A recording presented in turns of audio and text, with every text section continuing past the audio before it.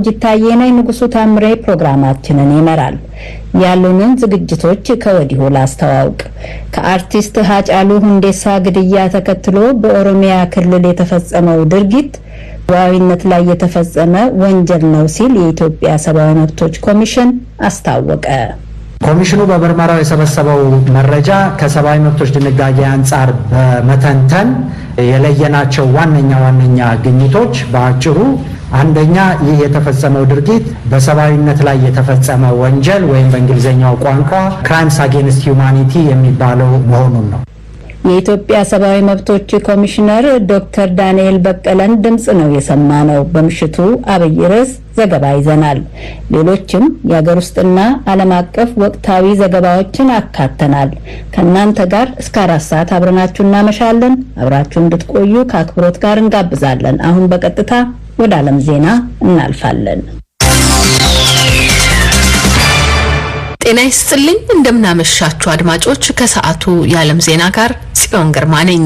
የአርቲስት ሃጫሉ ሁንዴሳን ግድያ ተከትሎ በኦሮሚያ ክልል የተፈጸመው ድርጊት በሰብአዊነት ላይ የተፈጸመ ወንጀል ነው ሲል የኢትዮጵያ ሰብአዊ መብቶች ኮሚሽን አስታወቀ።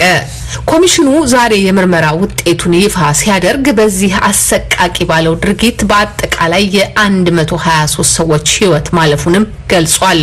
ኮሚሽኑ ያሰባሰበውን መረጃ ጠቅሶ ዛሬ አርብ ታህሳስ 23 2013 ዓ.ም ባወጣው ባለ 59 ገጽ ሪፖርት የአርቲስቱን ሞት ተከትሎ ለ3 ቀናት በነበሩ የጸጥታ መደፍረሶች በአጠቃላይ 123 ሰዎች መገደላቸውንና ቢያንስ 500 ሰዎች ላይ የአካል ጉዳት መድረሱን አስታውቋል።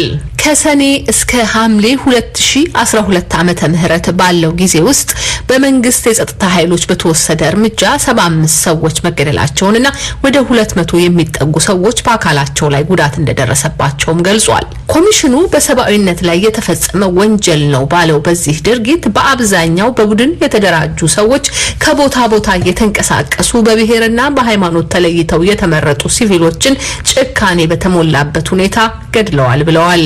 ጥቃቱ ከተፈጸመባቸው ውስጥ ወደ 30 የሚሆኑት ታርደውና መንገድ ለመንገድ እየተጎተቱ የማሰቃየት ተግባራት ተፈጽሞባቸው የተገደሉ ናቸውም ብሏል። የሰብአዊ መብት ኮሚሽኑ ባጠናቀረው በዚህ ሪፖርት የአርቲስት ሃጫሉ ሁንዴሳን ግድያ ተከትሎ በተቀሰቀሰው ተቃውሞ መኖሪያ ቤታቸው ውስጥ የተቀመጡ ሰላማዊ ሰዎችን ሳይቀር በማጥቃቱ የተሳተፉ ግለሰቦችና ቡድኖች በጩቤ፣ በድንጋይ፣ በእሳት፣ በኤሌክትሪክ ገመድ፣ በዱላ፣ በዶማ፣ በገጀራና በመጥረቢያ በአጠቃላይ ፍጹም ግፍና ጭካኔ በተሞላበት ሁኔታ ተገድለዋል፣ ተደብድበዋል፣ የአካል ጉዳት ደርሶባቸዋል ብሏል። ከ6000 በላይ የሚደርሱ ሰዎች ተፈናቅለዋል። 900 የሚደርሱ የግለሰቦችና የንግድ ድርጅቶች እንዲሁም የመንግስት ንብረት ላይ ከፍተኛ ውድመትና ዘረፋ ተፈጽሟል ብሏል ሪፖርቱ።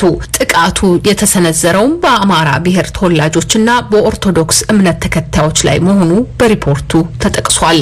አድማጮች፣ ይህንን ሪፖርት በተመለከተ የተጠናቀረውን ሰፋ ያለ ዘገባ በአብይ ርዕስ እናስደምጣችኋለን። የተገደሉና የተማረኩ የህወሓት ወታደራዊ መኮንኖችና ባለስልጣናት ስም ዝርዝር ይፋ ሆነ። የሀገር መከላከያ ሰራዊት በቅርቡ በተወሰደ እርምጃ የተገደሉና የተማረኩ የህወሓት ወታደራዊ መኮንኖችና ባለስልጣናትን ስም ዝርዝር ይፋ አድርጓል።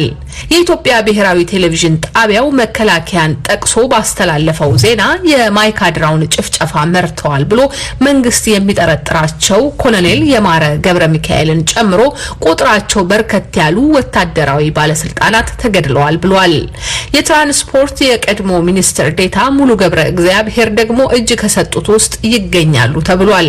እጃቸውን ለመስጠት ፈቃደኛ ባለመሆናቸው መገደላቸው ከተነገረላቸው መካከል ኮሎኔል አለም ገብረ መህድን፣ ኮሎኔል ቢንያም ገብረ መህድን፣ ኮሎኔል አምባዬ፣ ኮሎኔል ማሾ፣ ኮሎኔል ይርጋ ስዩም፣ ኮሎኔል ሀዱሽ፣ ኮሎኔል አጽባሃ፣ ኮሎኔል ተስፋዬ ገብረመድን፣ ኮሎኔል ዮሐንስ ካላዩ፣ ኮሎኔል ተክለ እግዚአብሔር፣ ሌተናል ኮሎኔል ብርሃኔ ቶላና ሌሎችም በስም ያልተገለጹ 4 ኮሎኔሎችና 2 የዞን አመራሮች ይገኙበታል ተብሏል። በኮሮና ቫይረስ ወረርሽኝ ምክንያት በመላው ዓለም የሚገኙ 7.8 ቢሊዮን ሰዎች ያለ የጋራ ደስታና የፍስሐ ዝግጅት 2020 ዓመተ ምህረትን በተቀዛቀዘ ሁኔታ ተሰናብተውታል።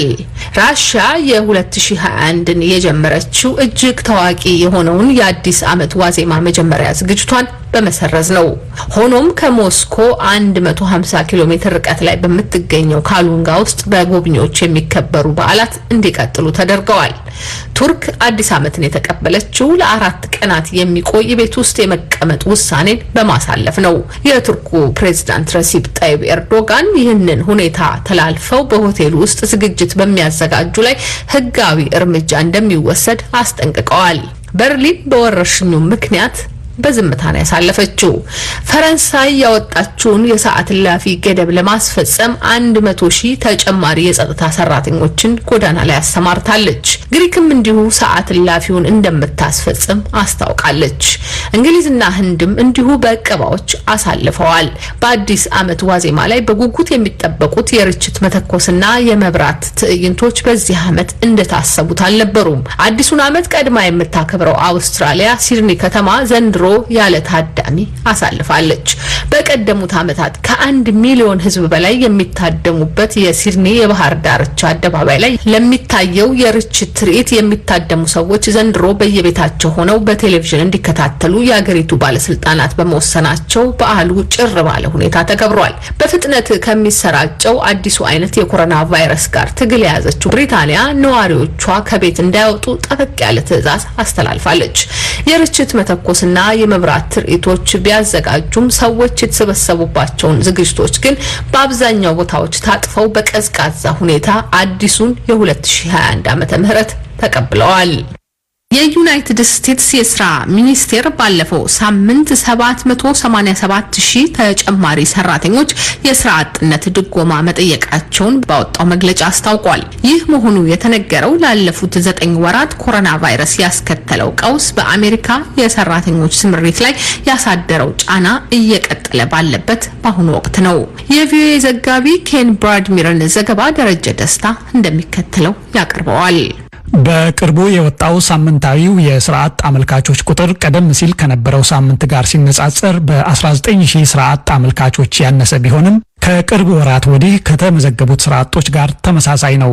አሜሪካ ውስጥ ወረርሽኙ በተከሰተበት የመጀመሪያዎቹ ወራት አካባቢ በመጋቢት ወር መጨረሻ ላይ ከነበሩት ቁጥሮች በአሁኖቹ ሳምንታት የተመዘገቡት በ6.9 ሚሊዮን እንደሚያንሱም ተመልክቷል። ይሁን እንጂ ቁጥሮቹ እንደ አውሮፓ አቆጣጠር በ1960ዎቹ ከተመዘገቡት ከፍተኛ የስራ አጥ ቁጥሮች ጋር ተመሳሳይ ሆነዋል። ስራቸውን ካጡ 22 ሚሊዮን አሜሪካውያን ሰራተኞች መካከል አሁን ድረስ ስራ አጥ ሆነው የቀጠሉት ወደ 10 ሚሊዮን የሚጠጉ መሆናቸውም ተነግሯል። ባለፈው ኅዳር ወር የስራ አጦች ቁጥር 6.7 ከመቶ ሆኖ የተመዘገበ ሲሆን አብዛኞቹ ኢኮኖሚስቶች እንደሚሉት ይህ ቁጥር ለወራት እንደጨመረ እንደሚቆይ ተንብየዋል። በኅዳር ወር የታየው ቁጥር ላለፉት 5 ወራት ዝቅተኛ እንደሆነ መቀጠሉን ያመለከተ ሲሆን ከሚያዝያ በኋላ አዳዲስ ሰራተኞችን የተቀበሉ ቀጣሪዎች ቁጥር አነስተኛ ሆኖ ተመዝግቧል።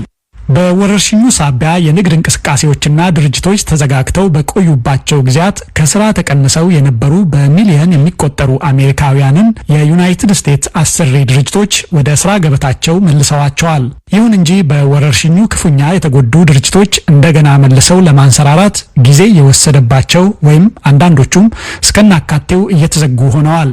በዚህ የተነሳ የኮሮና ቫይረስ በ10 ሺዎች የሚቆጠሩ ሰዎችን ማጥቃቱን በቀጠለበት በዚህ ወቅት ቀሪዎቹ ሰራተኞች በሜዳ የተበተኑ ወይም ሌላ ስራ ፍለጋ መባዘን የያዙ ሆነዋል። የአንዳንድ ክፍለ ግዛትና ከተሞች ባለስልጣናትም በወረርሽኙ ሳቢያ በንግድ ድርጅቶች ላይ እገዳ እየጣሉ አንዳንዶቹም እንዲዘጉ እያስገደዱ በመሆናቸው ተጨማሪ ሰራተኞች እንደገና ከስራ ሊፈናቀሉ ይችላሉ የሚል ስጋት አሳድረዋል። ይሁን እንጂ ከስራ ገበታቸው ለተፈናቀሉ ሰዎች የሚሰጠው የፋይናንስ እርዳታና እፎይታ በቅርቡ እንደሚደርሳቸው ተመልክቷል። ፕሬዚደንት ትራምፕ ባለፈው ሳምንት በፊርማቸው ያጸደቁት የ$900 ቢሊዮን የኮሮና ቫይረስ እፎይታና እርዳታ ውስጥ ለስራ አጥ አሜሪካውያን በየሳምንቱ የሚሰጠው $300 እርዳታ ይገኝበታል። በሚቀጥለው ጥር 20 የፕሬዝዳንትነቱን ስልጣን ይጨብጣሉ የሚባሉት ጆ ባይደንም ይህ የአሁኑ ክፍያ ቀብድ ነው በማለት ወደፊት ሌላ ተጨማሪ እርዳታ እንደሚኖር ቃል ገብተዋል። በሌላም በኩል ኢኮኖሚስቶች በ2021 አጋማሽ ላይ የአሜሪካ ኢኮኖሚ ሊያንሰራራ እንደሚችል በመግለጽ ተስፋ ሰጥተዋል። ደረጀ ደስታን እናመሰግናለን። ለሁለተኛ ጊዜ የተመረጡት የቡርኪና ፋሶ ፕሬዝዳንት ሮማርክ ክርስቲያን ካቦሬ የሀገሪቱን ጠቅላይ ሚኒስትር ክሪስቶፍ ዴቤሬን ከስልጣናቸው አንስተው መንግስት ማፍረሳቸውን የፈረንሳይ የዜና ወኪል ኤፍፒ ዘግቧል። ፕሬዝዳንቱ ስልጣናቸውን ተጠቅመው ባወጡት ድንጋጌ መሰረት የጠቅላይ ሚኒስትሩ ስልጣን ተቋርጧል፣ መንግስትም ፈርሷል ብለዋል። ከስልጣናቸው የተነሱትን ጠቅላይ ሚኒስትር የሚተካቸው ማን እንደሆነና በቀጣይ ሀገሪቱ በምን አይነት መንግስት እንደምትመራ የታወቀም የተባለም ነገር የለም። ፕሬዝዳንት ሮማርክ ካቦር ለሁለተኛ የስልጣን ዘመን የተመረጡት ባለፈው ህዳር ወር ሲሆን የሀገሪቱ የጸጥታ ሁኔታ የተረጋጋና ሰላማዊ እንደሚሆን ለህዝባቸው ቃል ገብተዋል። በዩጋንዳ የፕሬዝዳንታዊ ምርጫ ተፎካካሪ የሆነው ቦቢ ዋይን በምርጫ ዘመቻ ላይ እንዳለ በዚህ ሳምንት ለእስር ተዳርጓል። የዋይን ያሁኑ እስር ፕሬዝዳንት ዮዌሪ ሙሴቬኒ ከስልጣን ለማውረድ የምርጫ ፉክክሩን ከጀመረ ለሶስተኛ ጊዜ መሆኑ ነው። ከዋይን እስር ቀደም ብሎ መንግስት በዋይን ደጋፊዎች ላይ ያደረሰውን የመብት ጥሰት ሲመዘግብ የነበረው የሰብአዊ መብት ጠበቃ በዋስትና ከእስር ተለቋል። ከሙዚቃ አቀንቃኝነት ወደ ፖለቲካው የተቀላቀለው ቦቢ ዋይን ካላንጋ በተሰኘው የዩጋንዳ ከተማ ውስጥ የምርጫ ዘመቻ እያደረገ ባለበት ወቅት ነው በፖሊስ ቁጥጥር ስር የዋለው። በዩጋንዳ የፕሬዝዳንታዊ ምርጫ እንደ አውሮፓውያን አቆጣጠር በያዝነው ዓመት በጥር 14 ይካሄዳል። አድማጮች የምታዳምጡት ከአሜሪካ ድምጽ የሚተላለፍላችሁን የአማርኛ ቋንቋ አገልግሎት ነው። አድማጮች ለምሽቱ የያዝናቸው ዜናዎች በዚህ አብቅተዋል። ከቀሪ የአርብ ምሽት ዝግጅቶቻችን ጋር አብራችሁን ቆዩ። The Voice of America. ዜናዎቹን አደመጥን። ጽዮንን እናመሰግናለን። በ22 በ25 እና በ31 ሜትር ባንድ እንዲሁም በናይል ሳት ቪኦኤ 24 ላይ የሚተላለፈው የአርብ ምሽት ፕሮግራማችን እስከ 4 ሰዓት ድረስ ይቀጥላል። ትናንትናው ምሽት በዝግጅታችን ክፍሎች ባጋጠመ የኔትወርክ መቆራረጥ ሳቢያ በፕሮግራሞቻችን ስርጭት ላይ ለደረሰው መስተጓጎል ይቅርታ እንጠይቃለን። እንደምታውቁት በኮቪድ-19 ምክንያት ስራችንን የምናከናውነው በርቀት በኢንተርኔት ግንኙነት አማካይነት ነው። እክሎችን ለማስወገድ ጥረት የምናደርግ ሆኖ ሳለ አልፈው በማናቸውም ጊዜ ለሚያጋጥሙ የድምጽና የስርጭት ጥራት እንከኖችም ይቅርታ እንጠይቃለን። ስለመረዳታችሁም እናመሰግናለን። ለትናንት ምሽት ተዘጋጅተው ሳይደመጡ ከቀሩ ዘገባዎች ውስጥ የተወሰኑትን ዛሬ እናቀርባለን። አድማጮች ወደ ኋላ ላይ ከሚቀርቡ ዝግጅቶች አንዱን እናስተዋውቅና ወደ ዘገባዎቻችን እናልፋለን። እውነትም ሆኖ ያ መረጃ ግጭትን የሚያስፋፋ ከሆነ፣ አገር ላይ አደጋ የሚጥል ከሆነ፣ በህዝቦች መካከል መተማመንን የሚሸረሽር ከሆነ የምንዘግብበት መንገድ ችግሮችን እና ግጭቶችን ሊፈታ በሚችል መልኩ፣ አቅጣጫ ሊጠቁም በሚችል መልኩ መሆን መቻል አለበት። በሚሲሲፒ ዩኒቨርሲቲ የጋዜጠኝነት መምህሩ ዶክተር ዘነበ በየነን ድምጽ ነው የሰማነው። በሁለተኛው አጋማሽ ይዘናቸዋል። አሁን በቀጥታ ወደ ምሽቱ አብይ ርዕስ ይሆናል የምናልፈው። የአርቲስት ሃጫሉ ሁንዴሳን ግድያ ተከትሎ በኦሮሚያ ክልል የተፈጸመው ድርጊት በሰብአዊነት ላይ የተፈጸመ ወንጀል ነው ሲል የኢትዮጵያ ሰብአዊ መብቶች ኮሚሽን አስታወቀ።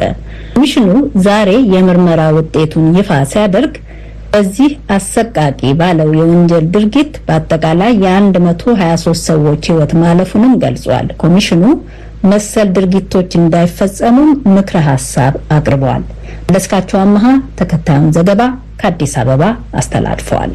የኢትዮጵያ ሰብአዊ መብቶች ኮሚሽን ላለፉት 6 ወራት ያህል የአርቲስት ሃጫሉ ሁንዴሳ ግድያ ከተሰማበት ከሰኔ 22 ጀምሮ እስከ 24 2012 ዓ.ም ድረስ በነበሩት ቀናት በኦሮሚያ ክልል በተፈጸሙ የወንጀል ድርጊቶች ሲያደርግ የነበረውን ምርመራ ውጤት ሲያጠቃልል የተፈጸመው ወንጀል ተራ ወንጀል አይደለም ብሏል።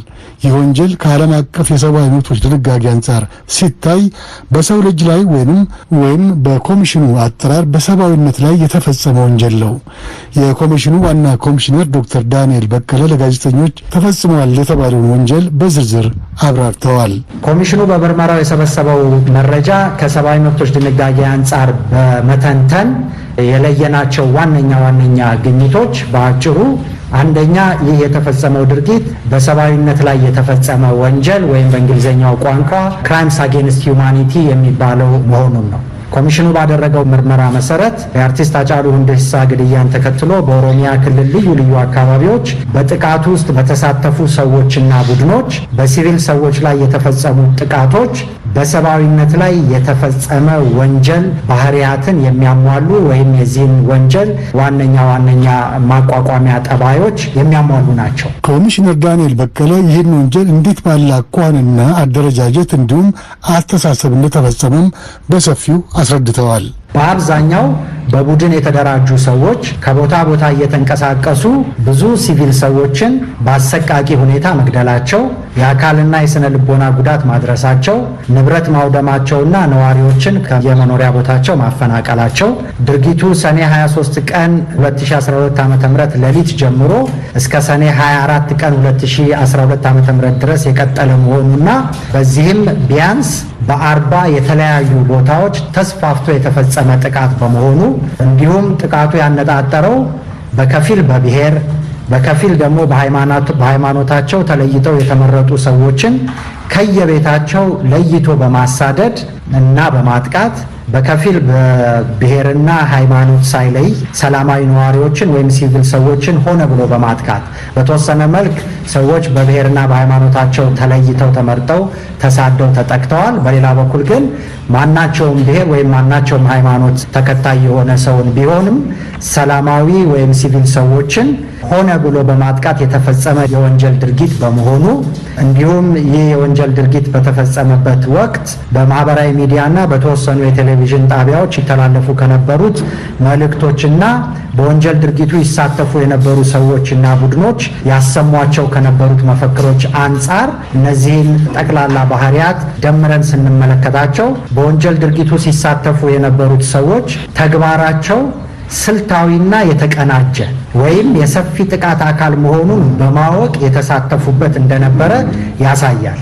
ይህም ማለት በዚህ ሪፖርት በዝርዝር እንደምናመለክተው በጥቃቱ በተሳተፉት ሰዎች በቡድን በመሆን የተፈጸሙት ጥቃቶች እንደ ተራ ወንጀል ብቻ የሚቆጠር ሳይሆን ጠቅላላ ድርጊቱና ውጤቱ በሰብአዊነት ላይ የተፈጸመ የግፍና የጭካኔ ወንጀል ስለመሆኑ የሚያሳይ ነው። ይህ በእንግሊዝኛው ቋንቋ ክራይምስ አጌንስት ሂውማኒቲ ወይም ደግሞ የአትሮሲቲ ክራይም በመባል የሚገለጸው ነው። በኦሮሚያ ክልል በ40 የተለያዩ ስፍራዎች ወይም አካባቢዎች ምርመራውን እንደሰራ ይፋ ያደረገው የኢትዮጵያ ሰብአዊ መብቶች ኮሚሽን በተለይ ከሰኔ 23 ቀን ጀምሮ በተለያዩ ከተሞችና መንደሮች የተፈጸሙትን ድርጊቶች በዝርዝር ያሳያል። እንደ ኮሚሽነር ዳንኤል በቀለ አገላለጽ በቡድን እየሆኑ ወደ አደባባይና ወደ መንገድ የወጡት ሰልፈኞች የሚከተለውን አድርገዋል ይላሉ። በዚህ መጠነ ሰፊ ጥቃት የተሳተፉት ብዙ ቁጥር ያላቸው ሰዎች ከቦታ ቦታ በቡድን ሲንቀሳቀሱ የነበሩ ሰዎች ሲሆኑ በጩቤ፣ በድንጋይ፣ በእሳት፣ በኤሌክትሪክ ገመድ፣ በዱላ፣ በዶማ፣ በገጀራ እና በመጥረቢያ ጭምር በመጠቀም ሰዎችን ደብድበዋል፣ የአካል ጉዳት አድርሰዋል።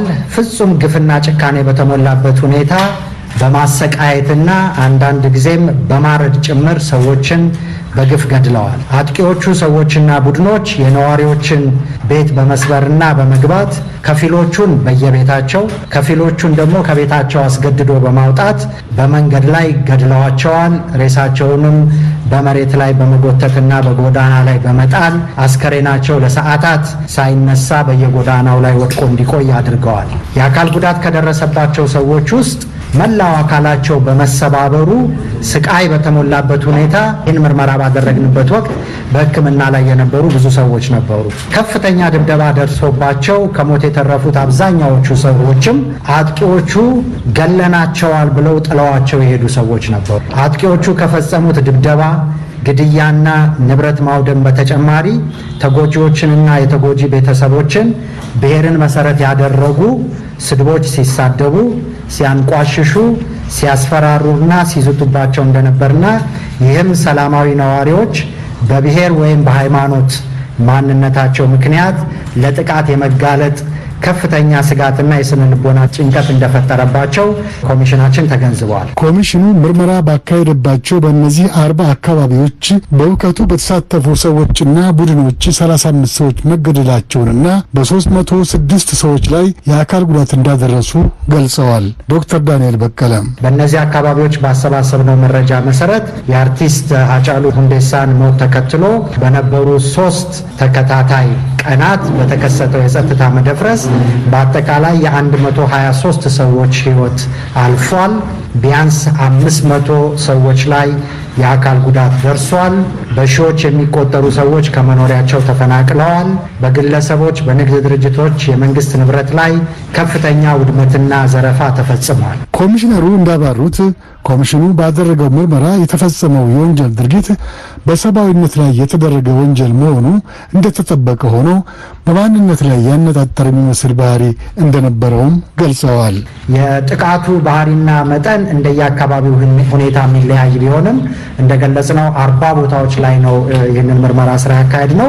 ስለሆነም የጥቃቱ መጠንና የጥቃቱ ባህሪ በተወሰነ መጠን ከአንድ ቦታ የሚለያይ ቢሆንም በአመዛኙ የተመለከትነው ግን የክርስቲያን እምነት ተከታዮች በብዛት በሚኖሩባቸው አካባቢዎች ጥቃቱ ያነጣጠረው በአብዛኛው በአማራ ብሔር ተወላጆች ላይ የነበረ ሲሆን በሌላ በኩል የእስልምና ተከታዮች በብዛት በሚኖሩባቸው አካባቢዎች ደግሞ ጥቃቱ በይበልጥ ያነጣጠረው በኦርቶዶክስ እምነት ተከታዮች ላይ ነበር። ኮሚሽነር ዳንኤል በቀለ ጨምረው እንደገለጹት የጸጥታ አካላት በሰዎችና በንብረት ላይ የተፈጸመውን ወንጀል ለማስቀረትና ለመከላከል የወሰዱት እርምጃም ከቦታ ወደ ቦታ ይለያያል።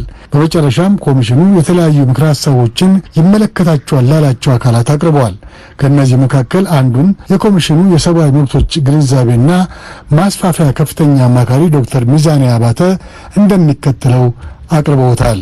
በኦሮሚያ ክልል ሆኖ በሌሎች ሀገራችን አካባቢዎች እየጨመረ የመጣውንና ሀዳጣን ወይም ደግሞ ማይኖሪቲ የህብረተሰብ ክፍሎች ላይ የሚፈጸሙ አድሎና ጥቃቶችን የሚከታተል ለሰብአዊ ጥቃቶች ያለውን ስጋት የሚተነትንና የመከላከያና የማስተካከያ እርምጃዎችን እንዲወስዱ የሚያደርግ ተቋማዊና ዘላቂ መፍትሄ የሚፈለግበትን መንገድ እንዲያመቻቹ ጋዜጠኞች ለሰነዘሩላቸው የተለያዩ ጥያቄዎች የኮሚሽኑ ኃላፊዎች ምላሽ ሰጥተዋል። መለስካቸው አምሃ ለአሜሪካ ድምፅ ሬዲዮ ከአዲስ አበባ።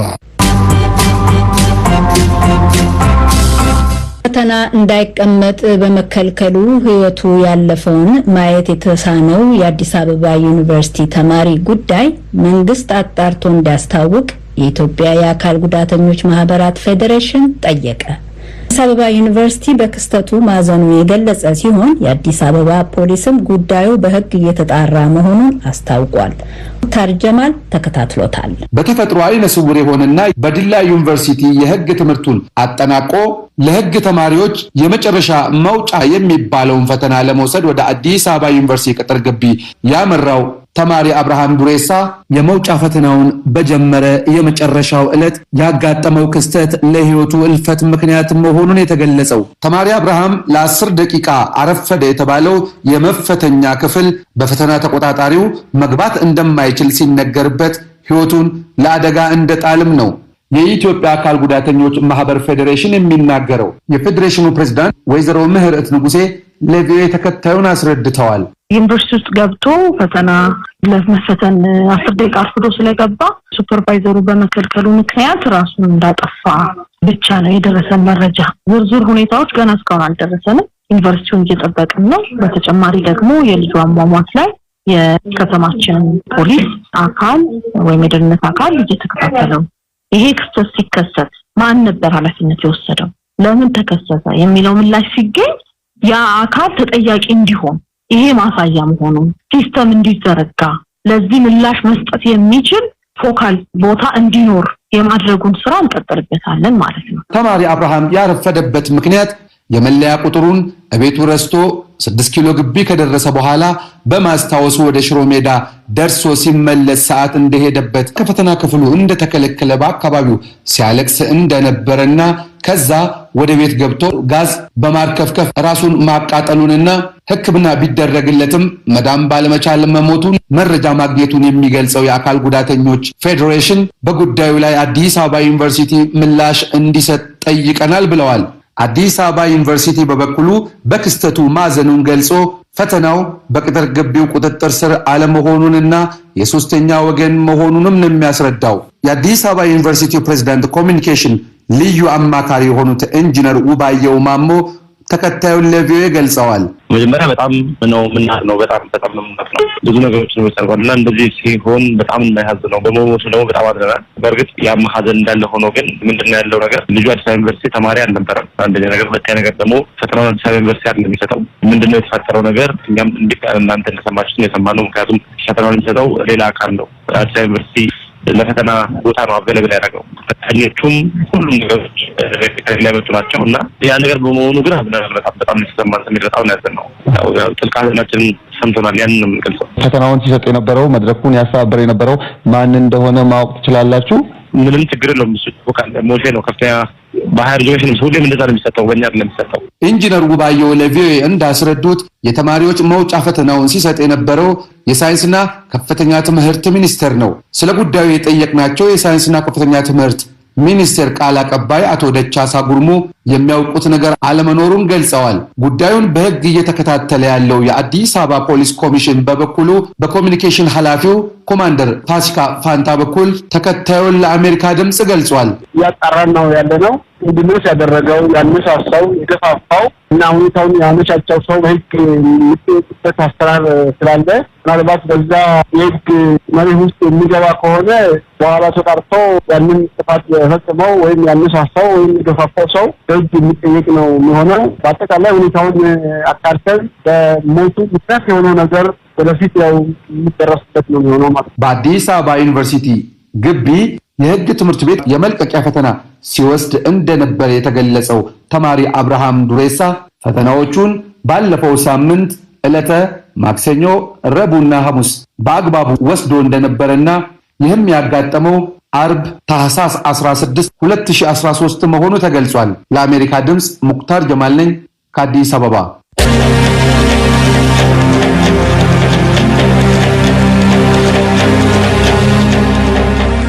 የኢትዮጵያ ልማት ባንክ ለሶማሌ ክልል በመጪዎቹ 6 ወራት ለአነስተኛና መካከለኛ አምራች ኢንዱስትሪዎች ብድር የሚውል 500 ሚሊዮን ብር ማዘጋጀቱን ክልሉ አስታውቋል። ሶማሌ ክልል ምክትል ርዕሰ መስተዳድር አቶ ኢብራሂም ኦስማን ፋራህ ለቪኦኤ እንደተናገሩት ወለድ የማይከፈልበት ብድርም የሚቀርብ መሆኑንና ክልላቸውም ውጤታማ አንቀሳቃሾችን መርጦ የመሬት አቅርቦት እንደሚያመቻች ተናግረዋል። አዲስ ቸኮል ዝርዝሩን ይዟል። በቅርቡ በንግድ ሚኒስትር መላኩ አለበል የተመራ የልኡካን ቡድን በጂጂጋ ከተማ ተገኝተው ከሶማሌ ክልል መንግስት ካቢኔ ጋር ውይይት ካደረጉ በኋላ በመጪዎቹ 6 ወራት ለአነስተኛና መካከለኛ አምራች ኢንዱስትሪዎች የሚሰጥ የ1 ቢሊዮን ብር ብድር በኢትዮጵያ ልማት ባንክ በኩል መመቻቸቱን የክልሉ ምክትል ርዕሰ መስተዳድር አቶ ኢብራሂም ኦስማን አስታውቀዋል። አዎ፣ በንግድ ሚኒስትሩ የሚመራ ቲም መጥቶ ነበረ ወደ ክልላችን ጂጂጋ።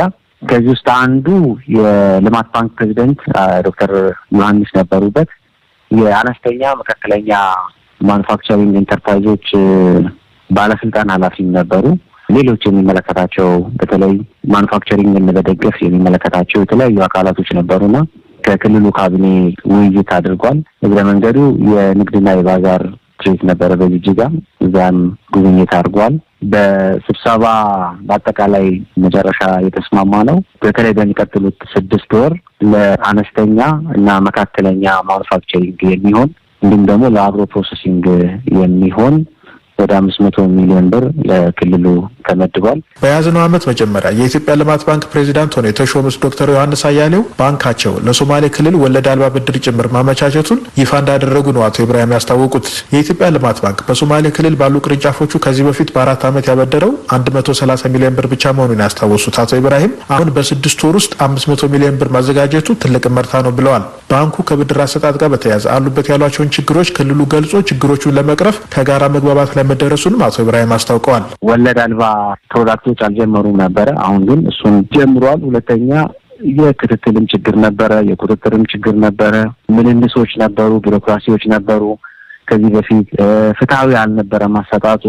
ይህን ሁሉ ችግር ገምግመን በቀጣይ ባንኩም 7 ዋና የሚባሉ ችግሮችን ለይተው ከክልሉ ጋር እንደሚሰራና በዚህ ላይ ዘላቂ መፍትሄ እንደሚያመጣ እኛም ደግሞ ከባንኩ ጋር በቅርበት ሆነን ይህን ገንዘብ ለታለመለት በአግባቡ ደግሞ ውጤት ሊያመጡ የሚችሉ አምራቾችን በመመልመል የግንዛቤ በመስራት ክልሉን ተጠቃሚ ማድረግ እንደ ሀገር ደግሞ ለሚኖረው ኢኮኖሚያዊ እንቅስቃሴ ክልሉ የራሱን ድርሻ ማበርከት እንዲችል ነው እንግዲህ ተስማምተን እኛም ወደ ቅድመ ዝግጅት ይሄንን ከኢትዮጵያ ልማት ባንክ ባሻገር የቀድሞ ሜቴክ የአሁኑ ኢትዮ ኢንጂነሪንግ ግሩፕ የማምረቻ ቦታዎችን ወይም ሼዶች ግንባታ ላይም አስፈላጊውን ድጋፍ እንደሚያደርግላቸው መስማማታቸውን አቶ ኢብራሂም አስታውቀዋል። በክልሉ በኩል ብድሩን የመጠቀም አቅምና ፍላጎት ያለው ማህበረሰብ መኖሩን ያስታወቁት አቶ ኢብራሂም ክልሉን በዚህ ረገድ የሚጠበቅበትን የቤት ስራ በአግባቡ እንዲወጣ አቅጣጫ ተቀምጦለታል ብለዋል። በትንሽ ነገር ጀምረው ትልልቅ ለውጥ ያመጡ የህብረተሰብ ክፍሎችን አይተናል። ከጎረቤት ሀገራቶችም ስለምንጎራበት እና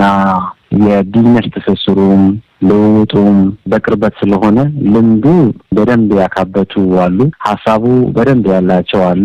የተወሰነ የፋይናንስ ድጋፍ ከተደረገ ምችችት ከተደረገ የመስሪያ ቦታ ብዙ ለውጥ ማምጣት ይቻላል። ስለዚህ ክልሉ የወሰድናቸው አሉ። አሁን በጥናት የለየ ነው። በጣም በሚያሳዝን መልኩ ከ5% በታች ነው ክልሉ መሬት እያዘጋጀ ለኢንቨስትመንት እየሰጠ ያለው። ይሄ መቀየር አለበት። በጣም ትልቁን ድርሻ ክልሉ መውሰድ አለበት። የተለያዩ የኢንዱስትሪ መንደሮችን ማዘጋጀት አለበት። ብዙ ማበረታቻ ያለው የኢንቨስትመንት ሞዳሊቲዎችን ማዘጋጀት አለበት። ስለዚህ ከዚህ አንጻር መሬትም ክልሉ እንዲያመቻች አቅጣጫ ተቀምጧል። በዚህ ረገድ በዚህ ሊለሙ የሚችሉ ኤሪያዎችን ለይተው በኢንዱስትሪ ዞን ወይም በኢንዱስትሪ መንደር ደረጃ የተለዩ ቦታዎች አሉ። በፍጥነት እነዚህ ወደ ስራ መግባት እንዳለባቸው ነው አቅጣጫ የተቀመጠው። የሶማሌ ክልል በአምራች ኢንዱስትሪ ዘርፍ 100,000 የስራ ዕድል ለመፍጠር ቢያቅድም በተግባር ግን ከዚህ በላይ ስራ ዕድል ሊፈጠር እንደሚችል ነው አቶ ኢብራሂም የሚናገሩት። በቅርቡ አዳዲስ አመራሮች ተሾመውለት ወደ ስራ የገባው የኢትዮጵያ ልማት ባንክ በአመቱ ውስጥ 10 ቢሊዮን ብር ብድር ለመስጠት ያቀደ መሆኑ ከተቋሙ ያገኘነው መረጃ ያመለክታል። ለአሜሪካ ድምጽ ሬዲዮ አዲስ ቸኮል ከድሬዳዋ።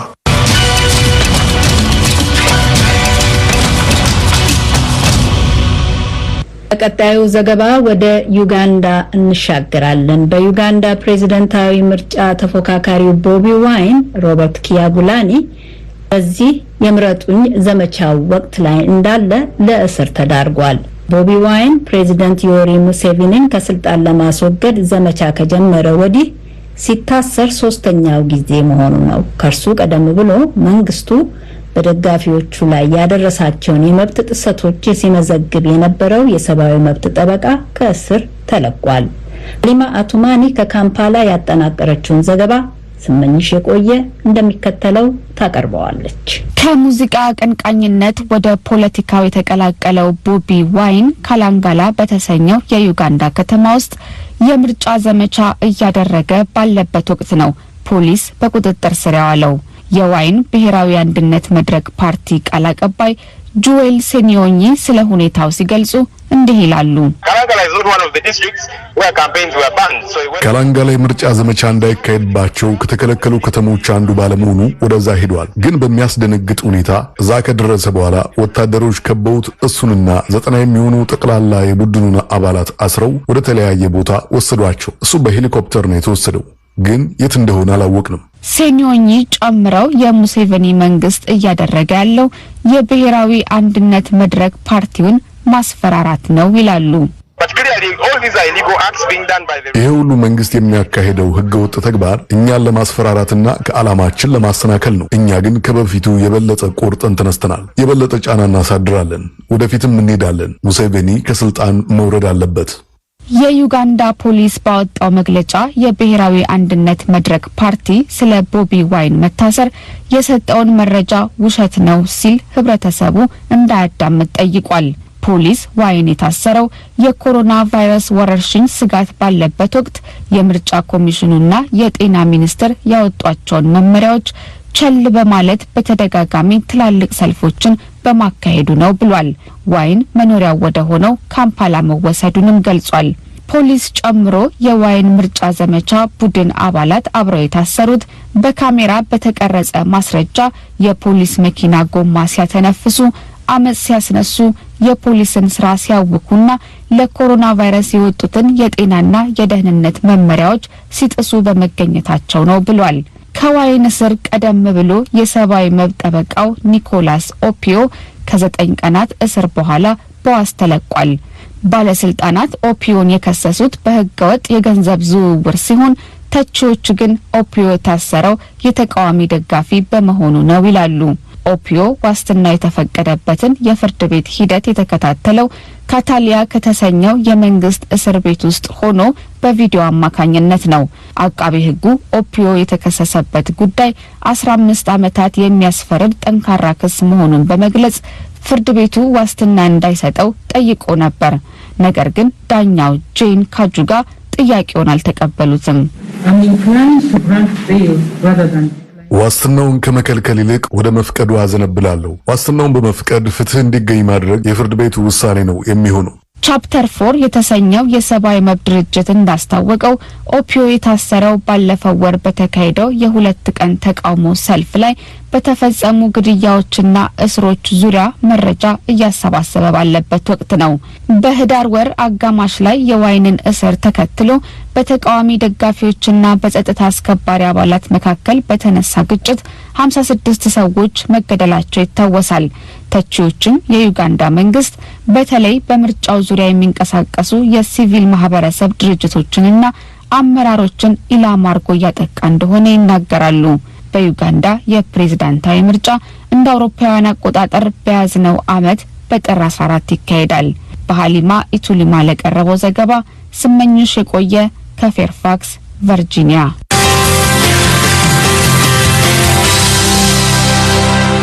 ዜና እረፍት።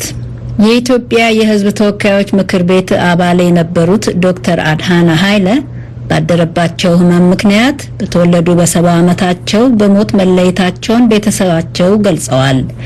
ዶክተር አድሃና የህዝብ ተወካዮች አባል በመሆን ሲያገለግሉ እንደነበሩና በምክር ቤቱ የህወሓት ተወካዮች ምክር ቤቱን ትተው ከመውጣታቸው በፊት በህመም እረፍት ላይ ቆይተው ማረፋቸውን ቤተሰባቸው አስታውቋል። ዶክተር አድሃና ቀደም ሲል የኢትዮጵያ የትምህርት ሚኒስቴር ምክትል ሚኒስትር፣ የትግራይ ትምህርት ቢሮ ኃላፊም በመሆን አገልግለዋል። በአዲስ አበባ ዩኒቨርሲቲ የታሪክ አስተማሪነትም ረጅም ዓመት እንዳገለገሉ ተገልጿል። የቀብር ስነ ስርዓታቸው ቤተሰቦቻቸውና ወዳጆቻቸው በተገኙበት በአዲስ አበባ ባለፈው ሳምንት አርብ መፈጸሙን የትግርኛ ክፍል ባልደረባችን ገብረ መድህን ከቤተሰቦቻቸው ያገኘውን መረጃ ጠቅሶ አድርሶናል።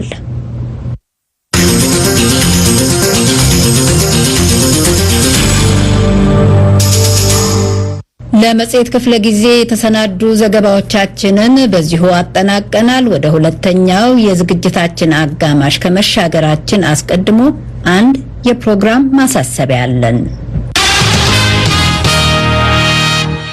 የአሜሪካ ድምጽ ራዲዮ የትግርኛ አገልግሎት ከነገ ቅዳሜ ጀምሮ በአድማጮች ጥያቄና መልስ መልክ የሚቀርብ አዲስ ፕሮግራም ይጀምራል። የትግርኛ አገልግሎት አድማጮች በቀጥታ ለእንግዶች ጥያቄ ማቅረብ የሚችሉበት ፕሮግራም ይሆናል። ለነገ ቅዳሜና ለተነጎዲያ እሁድ ዶክተር ገላውዲዮስ አርአያና አቶ ግደይ ዘርአይ ጽዮንን በእንግድነት ያቀርባል። ፕሮግራሙ ነገ በኢትዮጵያ ሰዓት አቆጣጠር የአማርኛ ፕሮግራም እንዳበቃ ከምሽቱ 4 ሰዓት ጀምሮ ይቀርባል። የቪኦኤ የትግርኛ ዝግጅት ክፍል ፕሮግራሙን እንድትከታተሉ ከወዲሁ ይጋብዛችኋል።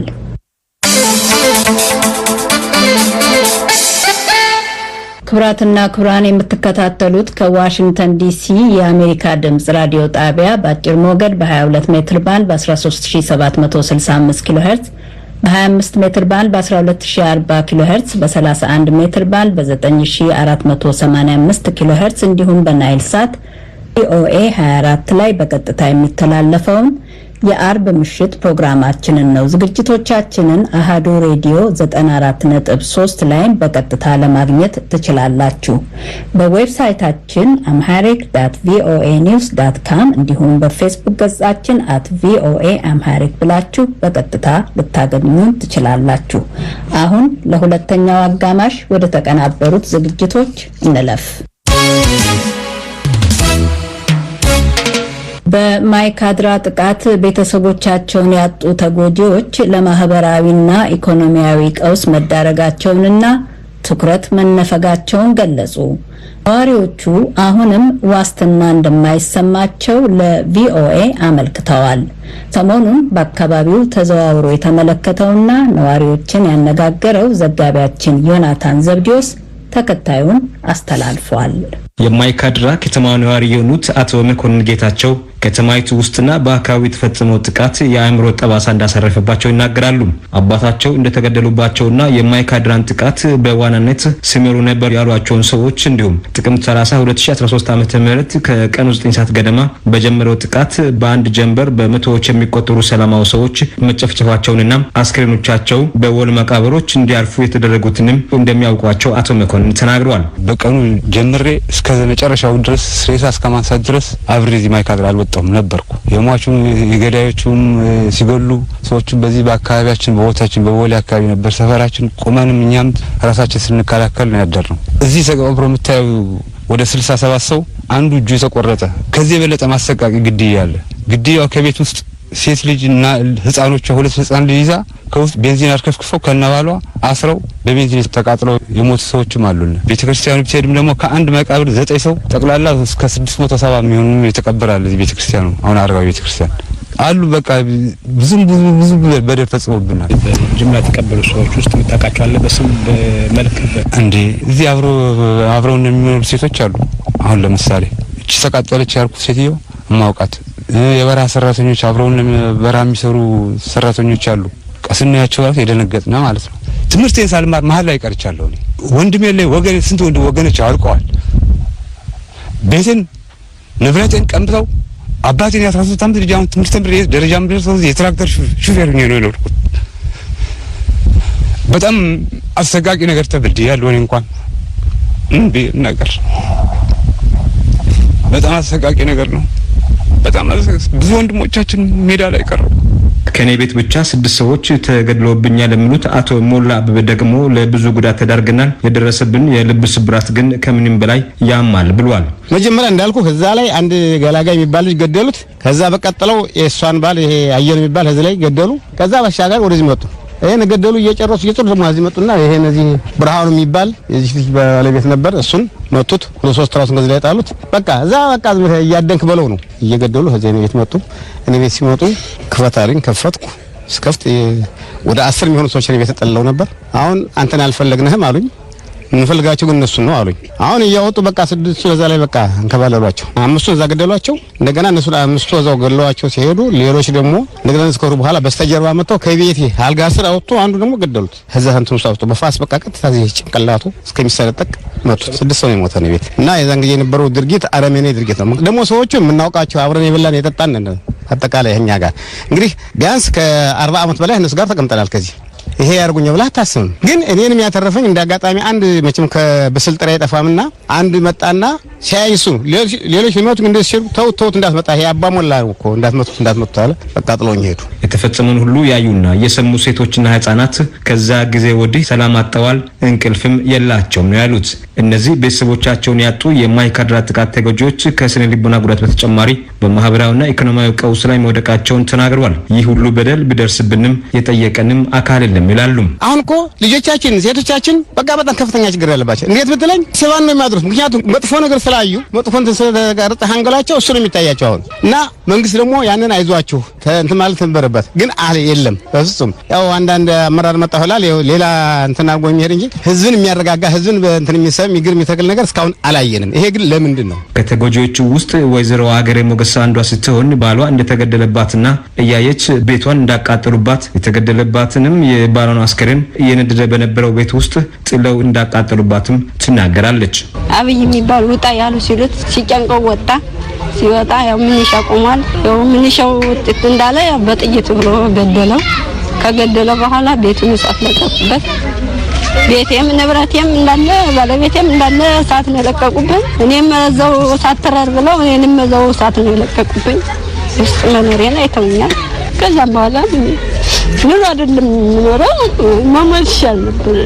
ምን አይደለም የምንኖረው ምን አይደለም እንደዛው ተያጥልኝ ነው። የተሻለ ነገር ማሰብ እንደሚያስቸግራቸውም አገሬ መኮንንና እንደርሷ ሁሉ ባለቤታቸው የተገደሉባቸው ወይዘሮ ሳራ ታደለ ገልጧል። አሁንም የደህንነት ዋስትና እንደማይሰማቸውም ጠቁመዋል። ባለ የለም ንብረቴም የለም ገለውታል። ጫካ ላይ ነው እስካሁን ሬሳውም አልተቀበረም። የት ነው? ታሽ ጫካ ነው ያለ። ዝም ብሎ አፈር ነው ለብሶ ያለ። ተቆፍሮም አልተቀበረ። አራስ ነኝ፣ መሄጃም የለኝ፣ መጠጊያም የለኝ። እየዞርኩ ነው ያለው። ንብረቴም የለም፣ ቤትም የለኝ፣ ወገንም የለኝ። እንዴት እንደምኖር ብረድ። ይህንን ያዩ ህጻናት መደንገጣቸውና መፍራታቸውን ለቪኦኤ አስረድቷል። በጸሎት አብድና መብርሃቱ ማርኮ እንዲህ ብለዋል። ሰው ሲሞት እኛም በጣም ፈርተን ነበር። በቃ ቤታችን ነው ቁጭ ወደ ውጭ ምናምን መንቀሳቀስ የለም። ለምን ፈራችሁ? በቃ ፈርተን እኛም እንዳይገድሉን ብለን ሁላችንም ፈርተን ነበር። ሰውም የሞተ ነበር። አሁን ተሽሏል፣ ምንም የለም። ሶስት ሰዎች ገለው ጨፍጭፈው አንተ አማራ ነው ብለው በሽጉጥ ነው ያለው። ያን መስታወቂያ ሳይት ይሄ አማራ ነው ብለው በሽጉጥ ብለው እሱ ባላ አንደኛ አገኙ፣ ሁለተኛ ሆስፒታል ከላይ ሶስት ሰው ደልድሎ ነው ያስገባል። በመንገድ ላይ ሁለት ነው ያለው። እንኳን ይሄን ጊዜስ በመፈጠሪያው በጣም ነው ቆጨኝ። ማታ ሲተኛ ያን ሰዎች ነው የምታያቸው። ይቆጫል፣ ትናደዳለህ። ለምን ተፈጠርኩ ለምን ይቆጫል። ጥቃቱ ግድያው ጉዳቱና ውድመቱ እንዲሁም ጠቅላላ ድርጊቱና ውጤቱ ግፍና ጭካኔ የተሞላበት በሲቪሎች ላይ የተፈጸመ ጭፍጨፋ በሲቪልና ላይ የተፈጸመ ወንጀልና የጦር ወንጀል ሊሆን ይችላል ብሎታል የኢትዮጵያ ሰብአዊ መብት ኮሚሽን የሰማኮና አምነስቲ ኢንተርናሽናል በአነስተኛ ግምት ቁጥራቸው 600 የሚደርሱ ሰዎች የተገደሉ መሆኑና ትክክለኛው ቁጥር ከዚህ ሊበልጥ እንደሚችል ያመለከቱ ሲሆን ነዋሪዎቹ ግን ቁጥሩ ከ700 በላይ እንደሚሆን ይናገራሉ። ቋንቋን መሰረት ያደረገ ያው ህዝቡ በብዛት ያው ተጨፍጭፏል፣ ታርዷል።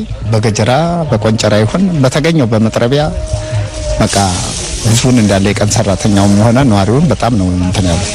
በእኛ በቁጥር የምናውቃቸው ከ704 በላይ በቁጥር በመረጃ የተያዛለ።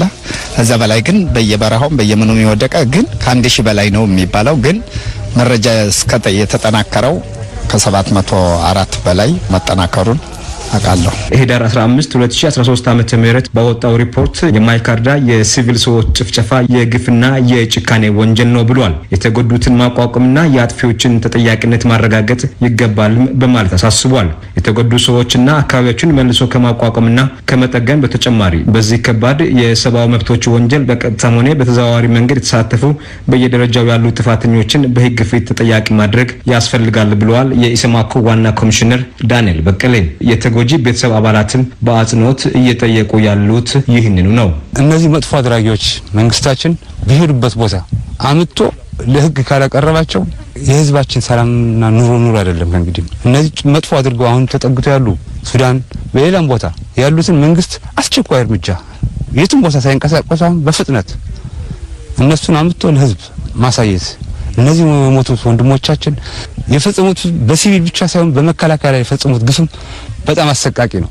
በማይካድራና በአካባቢው የተፈጸመው ጥፋት በገለልተኛ አካል እንዲጣራ ውንጀላው ያነጣጠረበትን ህወሓትን ጨምሮ በርካታ የሀገር ውስጥና ዓለም አቀፍ ተቋማት እየጎተጎቱ ናቸው። ሰሞኑን በማይካድራ ከተማ ለሁለት ተከታታይ ቀናት ቆይቻለሁኝ። የነዋሪዎቹን ሰቀቀንና ብሶት ለመታዘብ ችያለሁኝ። ከተማዋ ዛሬም ከህመሟ አላገገመችም። ለአሜሪካ ድምጽ ራዲዮ ዮናታን ዘብዲዮስ ሐዋሳም።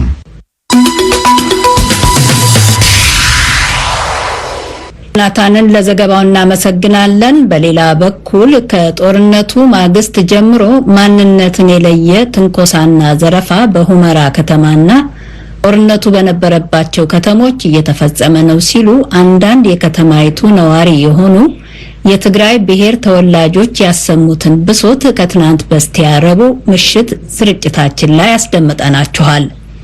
ነዋሪዎቹ አብዛኛዎቹ ወንዶችና ወጣቶች የሆኑ የትግራይ ብሔር አባላት ከተማይቱን ለቀው ወደ ሱዳን መሰደዳቸውንና ወደ ማዕከላዊ ትግራይ መሄዳቸውን ገልጸው ከጦርነቱ መልስ ለቤተሰብና ለማህበራዊ ቀውስ እንዲሁም ለረሃብ እየተጋለጡ መሆናቸውን ተናግረዋል።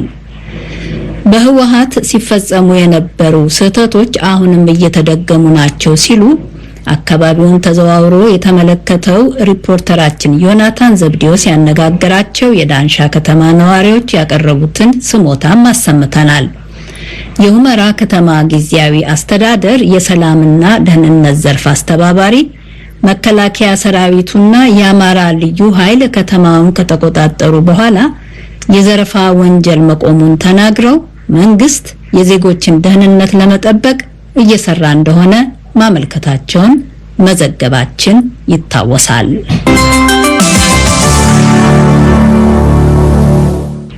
ቀጣዩ የአርብ ምሽት ዝግጅታችን ዩናይትድ ስቴትስን የሚመለከት ነው። የዩናይትድ ስቴትስ ተመራጭ ፕሬዚደንት ጆ ባይደን እጅግ አጨቃጫቂ የሆኑትን የፕሬዚደንት ዶናልድ ትራምፕን የኢሚግሬሽን ፖሊሲዎች በፍጥነት ይቀለብሳሉ ተብሎ ይጠበቃል። የአሜሪካ ድምጽ የኢሚግሬሽን ጉዳይ ዘጋቢ ኤለን ባሮስ ባይደን ስደተኞችን፣ ጥገኝነት ጠያቂዎችንና በልጅነታቸው አሜሪካ የገቡትን አስመልክቶ የሚኖራቸውን ፖሊሲ ተመልክታለች። አዳነች ፍስሐዬ ታቀርበዋለች። የጉዞ እገዳዎች፣ በጥገኝነትና በስደተኞች ላይ የሚደረገው ገደብ፣ ቤተሰብን መነጣጠል፣ ከቤተሰቦቻቸው ጋር በልጅነታቸው አሜሪካ የገቡትን ልጆች በሚመለከት የተሸኙ ፕሬዝዳንት ትራምፕ የኢሚግሬሽን ፖሊሲዎችን ነው ጆ ባይደን ለመቀልበስ ቃል የገቡት። ተንታኞች እንደሚሉት ተመራጩ ፕሬዝዳንት እነዚህ ፖሊሲዎችን ለመሻር ያላቸውን ፕሬዝዳንታዊ ስልጣን ይጠቀማሉ።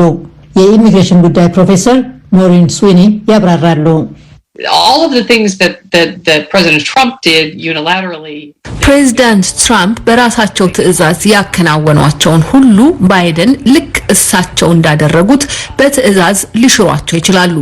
ለምሳሌ የጉዞ እገዳው እንደሚነሳ ጠብቃለሁ። በስደተኞች ላይ የተጣለው ገደብ ወዲያውኑ የሚነሳ ይመስለኛል። ፕሬዝዳንቱ ባላቸው ስልጣን መሰረት ይህንን ሊያደርጉ ይችላሉ። ፕሬዝዳንት ትራምፕ በልጅነታቸው አሜሪካ ለመጡት ልጆች የተሰጠውን በሀገሪቱ የመቆየት መብት ለማስቀረት ያደረጉት ጥረት በ4 ዓመታቱ የስልጣናቸው ጊዜ ሰፊ ተቃውሞ ሲያስነሳ ቆይቷል። በኦባማ አስተዳደር ወቅት የነበረው ፕሮግራም በልጅነታቸው ካለ ሕጋዊ ፈቃድ አሜሪካ የገቡት ልጆች ከሀገሪቱ እንዳይባረሩ ከለላ ይሰጣል። ትራምፕ ግን ፕሮግራሙ ሕገወጥ የሆነ ምህረት የማድረግ ያህል ነው ሲሉ ተቃውመውታል። የሀገሪቱ ምክር ቤት በሕግ ካጸደቀው ግን ሊረዳቸው ይችላል ብለዋል። ለነዚህ ሰዎች ፍቅር አለኝ። የአገሪቱ ምክር ቤት በተገቢው መንገድ ይረዳቸዋል የሚል ተስፋ አለኝ። ነገር ግን ምክር ቤት አላጸደቀውም። የፕሮግራሙ ጉዳይም በፍርድ ቤቶች ሲንከራተት ቆይቷል። ስለ ጉዳዩ በቅርቡ የተሰማው የፍርድ ቤት ብይን የዩናይትድ ስቴትስ የኢሚግሬሽን አገልግሎቶች በኦባማ አስተዳደር ወቅት የነበረውን ፕሮግራም ሙሉ በሙሉ እንዲመልሱ በይኗል። ፕሮግራሙን የሚቃወሙት ግን ለፍርድ ማቅረቡን እንደሚቀጥሉ ተናግረዋል። ሌሎች የኢሚግሬሽን መመሪያዎችን ለማስወገድ ጊዜ መውሰዱ እንደማይቀር ፕሮፌሰር ሞሪን ስዊኒ ጠቁመዋል። በግልጽ ልለው የምፈልገው ነገር ፍልሰተኞቹ እዚህ አገር ውስጥ መግባት የሚችሉ መሆናቸውን ነው። ትራምፕ ከሜክሲኮ ጋር የሚዋሰነውን ድንበር በመቆጣጠር ሕጋዊ ፈቃድ የሌላቸውን ፍልሰተኞች ለማስቆም ሲሉ የፍልሰተኞች ጥበቃ ፕሮቶኮል የሚል ደንብ ፈጥረዋል። በዚህ ደንብ መሰረት ፍልሰተኞች ዩናይትድ ስቴትስ ለመግባት በሀገሪቱ ፍርድ ቤት እስከሚቀርቡበት ጊዜ ድረስ በሜክሲኮ የድንበር ከተሞች ሆነው እንዲጠባበቁ ያዛል። ጠበብት እንደሚሉት ታዲያ ይህን ደንብ አስቀርቶ የጥገኝነት ዋስትና ለመመለስ የሚደረገው ጥረት ይበልጥ ከባድ ይሆናል። የፕሬዝደንት ትራምፕ ደጋፊዎች ለውጥ ማድረግ አስፈላጊ ነበር ይላሉ። በሄሪቴጅ ተቋም የጥናት ስራ ላይ የተሰማሩት ሎሪ ራይስ What the Trump administration tried to do is get back to original intent, congressional intent. የትራምፕ አስተዳደር ለማድረግ የሞከረው ወደ ምክር ቤታዊ አሰራር መመለስ ነው። እነዚህ ፕሮግራሞች ሁሉ በምክር ቤቱ በኩል እንዲሰሩ ማለት ነው። አስተዳደሩ ይህን ሁሉ ሲያደርግ እዚህ ላይ በማተኮር ነው። የስደተኞች ወደ ዩናይትድ ስቴትስ መግባት ፕሮግራም በትራምፕ ጊዜ ታይቶ በማይታወቅ መልኩ ቀንሷል። ባይደን ግን የስደተኞቹ ጣሪያ ወደ 125,000 ከፍ ለማድረግ ቃል ገብተዋል። ተንታኞች ግን ገና ብዙ መሰራት ያለባቸው ነገሮች አሉ ይላሉ። በጆርጅ ሜሰን ዩኒቨርሲቲ የኢሚግሬሽን ጥናት የሚሰሩት ሚሼል ዌስሊ In many cases, the agencies responsible for refugee resettlement have been ስደተኞችን ተቀብለው በማስፈር ስራ ተሰማርተው የነበሩ አገልግሎቶች ተራቁተዋል። በአሁኑ ወቅት እዛ ይሰሩ የነበሩት ሰዎች በሌላ ስራ ላይ ተሰማርተዋል። ስደተኞችን ለረጅም ጊዜ ሳንቀበል ስለቆየን ብዙ ሰዎች ስራውን ትተው ሄደዋል። ስለሆነም እነዚህን አገልግሎቶች መልሰን በመገንባት ከበፊቱ ይበልጥ ጠንካራና የተሻሉ እንዲሆኑ ማድረግ ይገባናል። ያም ሆኖ ግን ዓለም አቀፉ የኮሮና ቫይረስ ወረርሽኝ በሀገሪቱ በርትቶ የብዙ ሰዎችን ሕይወት እየቀጠፈና ኢኮኖሚውን እያደቀቀ ባለበት በአሁኑ ወቅት የኢሚግሬሽን ጉዳይ የባይደን ቀዳሚ አጀንዳ ሊሆን እንደማይችል ተንታኞች ያስገነዝባሉ።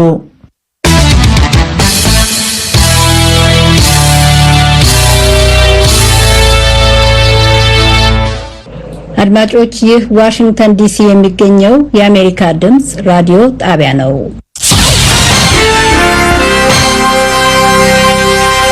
ቀጥሎ የሚሰማው ርዕሰ አንቀጽ የዩናይትድ ስቴትስን መንግስት አቋም ያንጸባርቃል። መላ ዓለም ቻይና አሁን የያዘችውን ጎዳና ለመረዳት ረጅም ጊዜ ወስዶበታል ሲሉ የዩናይትድ ስቴትስ የውጭ ጉዳይ ሚኒስትር ማይክ ፖምፔዮ በጆርጂያ የቴክኖሎጂ ተቋም ባደረጉት ንግግር ጠቁመዋል ይላል የዛሬው ርዕሰ አንቀጽ ሀተታውን ሲጀምር።